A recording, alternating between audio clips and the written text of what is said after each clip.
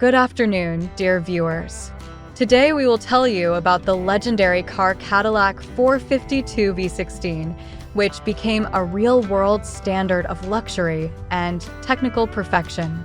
In this video, you will learn about how this car appeared, what features distinguished it from other models, and how it became a symbol of the Great Depression era. In the late 1920s, Cadillac was in its heyday.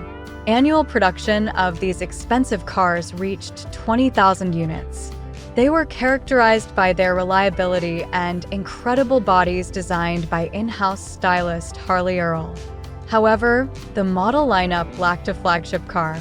In addition, competitors Lincoln and Packard were preparing to introduce expensive models with 12-cylinder engines.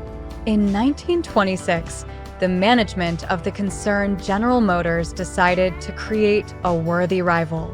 The development of the new Cadillac was entrusted to talented designers Charles Kettering and Owen Nara.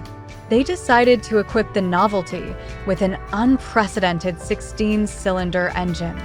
Similar engines were developed by other brands, such as Bugatti and Marmon, but their designs were not too viable.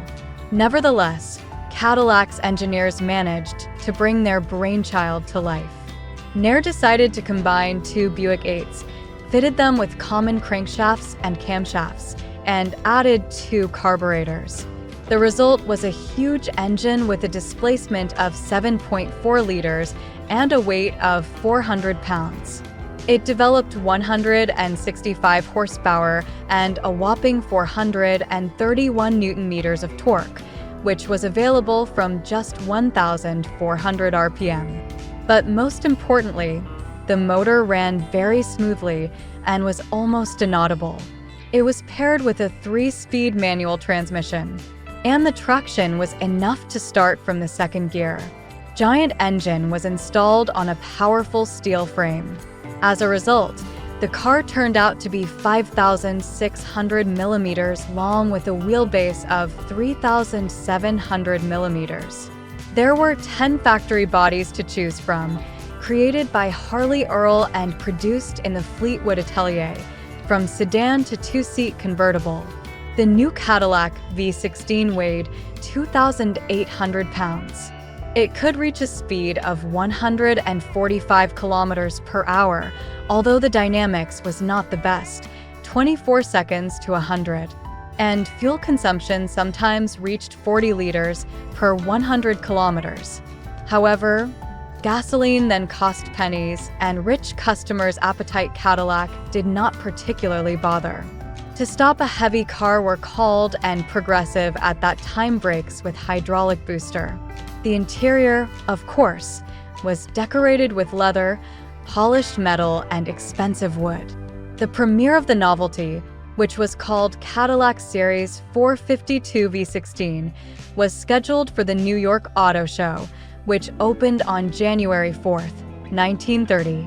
However, on October 29, 1929, there was an event that significantly affected the fate of not only the new model, but also the whole world.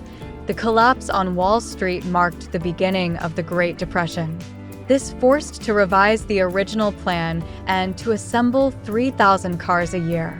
Nevertheless, the premiere took place on the appointed day. On the stand exhibited not only a standard sedan, but also the bare chassis with the engine installed on them, which aroused great interest in the public. For 6 months, they managed to sell 2,000 cars at a price from $5.5 to $7.5 thousand. For this money, by the way, it was possible to buy up to 15 budget Ford or Chevrolet. At that time, America did not realize the depth of the crisis and enjoyed a rich life. And after the presentation of the car in Belgium, Holland, Germany, Spain, and France, the European elite became interested in it. For especially fastidious clients, who did not like standard models, offered a choice of original bodies of the leading stylists of the old and new world. For example, a convertible for the Indian Maharaja was made in the body Atelier Pininfarina. In addition, The Cadillac factory created the world's first armored limousine based on the 452 series. Although this model was intended for politicians, it became popular among American mobsters, who in those times did not feel the lack of money. Cadillac V16 was also in demand among Hollywood stars. But already from the summer of 1930, the demand for the fabulously expensive car began to decrease significantly, up to 50 cars per month. Then things went even worse. In August 1930, only 7 cars with V16 were sold, and in November, 6. Hard times. The luxurious model became affordable only to a narrow circle of chosen people, because many potential buyers simply went bankrupt. The situation did not change too much in 1932, when the improved Cadillac with a more powerful 175 horsepower engine was shown.